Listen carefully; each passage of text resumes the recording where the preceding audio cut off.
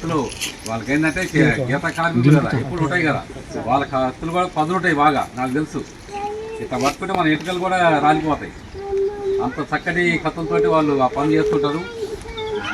6-7 మందితోటే వాళ్ళ అగాయిత్యాన్ని చిన్నగా 3,000 తయారు చేసుకోవడం, 3,000 నుంచి 30,000 పోయింది ఆయన సైన్యం. ఒక మహారాజు చక్రవర్తిగా తను సామ్రాజ్యాన్ని వెళ్ళి విరిచాడు. గోల్కొండను కూడా ఆక్రమించి పరిపాలించిన గొప్ప మహా వ్యక్తి.